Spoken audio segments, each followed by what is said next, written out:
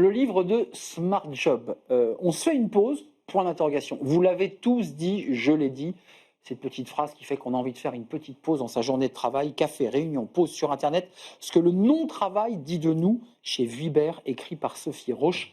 Elle est notre invitée. Bonjour Sophie. Bonjour, Je merci à suis vous. très heureux de vous accueillir parce que j'ai pris un plaisir immense à lire ce livre. Alors, je précise que ce livre est le fruit d'un travail de thèse, parce que vous êtes une chercheuse, tout ça est un travail très sérieux, sur le non-travail, gratifié d'ailleurs du premier prix solennel de la thèse de la chancellerie des universités en 2024. Faut-il le préciser?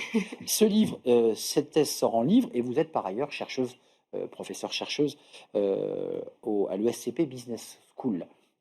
Plein de choses dingues. Comment vous est venue l'idée de vous pencher de ce que moi j'appelle, je ne sais pas si vous le validerez, un peu le monde microbien du travail, chose qu'on ne voit pas à l'œil nu, mais qui en fait est partout. C'est ça. En fait, c'est un peu la face cachée de la vie en organisation.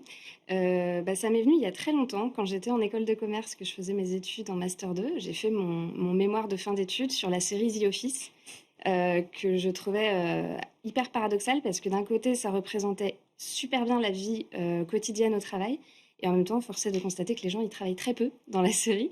Et je me suis dit, il se passe quelque chose d'étonnant. On entend tout le temps qu'il faut travailler plus, qu'il faut être sans cesse efficace, productif, sérieux au travail. Et pourtant, la vie quotidienne au travail, elle est peuplée de moments pas du tout efficaces, productifs, etc.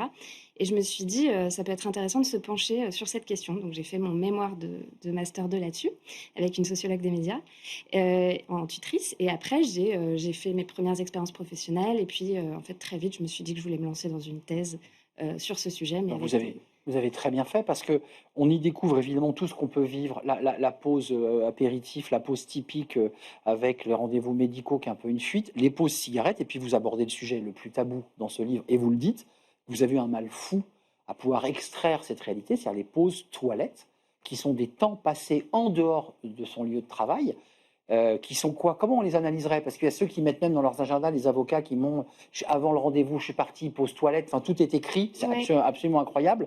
C'est quoi? C'est un moment de fuite, c'est un moment de refuge? Alors c'est très intéressant parce que c'est ambivalent, comme à peu près toutes les autres activités de non-travail que j'ai collectées. J'en ai collecté 38. 38 exact. Voilà, j'ai fait une méthodologie un peu bizarroïde, parce qu'au départ, je me suis dit, en recherche sciences humaines qualitatives, ça peut être pas mal d'observer les gens.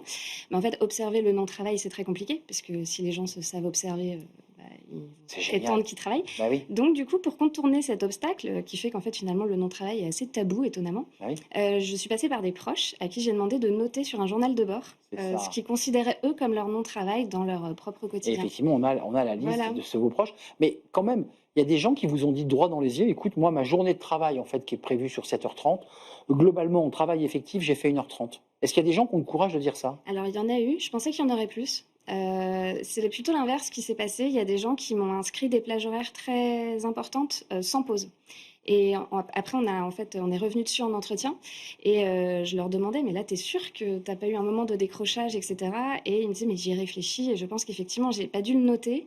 Mais en fait, il y a forcément des moments où j'ai décroché. Évidemment. Et donc, c'est tellement multiforme et tellement cousu au rythme de travail, le non-travail, que parfois même la personne se rend même pas compte qu'elle décroche, etc. Donc, ça Mais peut en être... fait, vous soulevez à travers ça, il faut lire ce livre parce que ça nous renvoie à nous-mêmes, à ce que nous sommes sur notre lieu de travail, nos pauses, la pause déjeuner, enfin toutes ces pauses, tous ces moments. Et vous parlez aussi des réunions, un mot.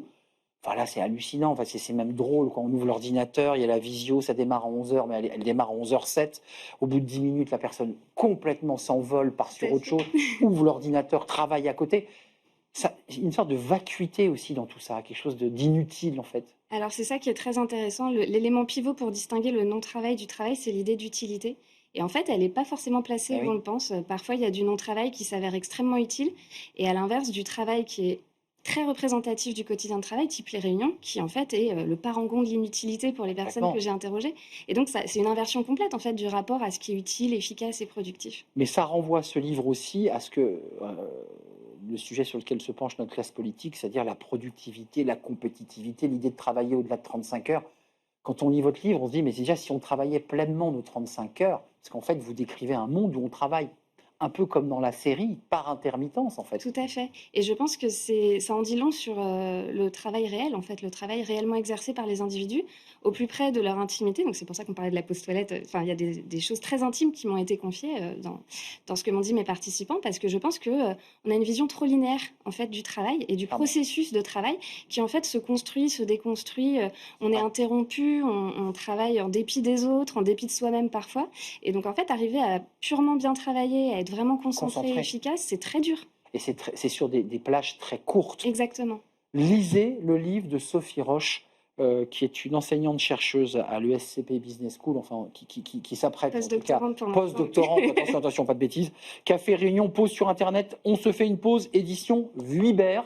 Lisez ce livre, ça va vous faire sourire, de très belles illustrations par ailleurs, donc c'était aussi un livre très ludique. Merci à vous, merci Sophie de nous avoir Merci à rendu vous. visite, j'espère que j'ai bien fait mon travail, Tout je suis à fait, resté merci très beaucoup. concentré en tout cas, ça je peux vous le dire. Merci à vous, merci de votre fidélité, merci pour vos messages, merci à Nicolas Juchat, évidemment, et à toute l'équipe qui m'aide à préparer cette belle émission. Je vous dis à très bientôt, bye bye.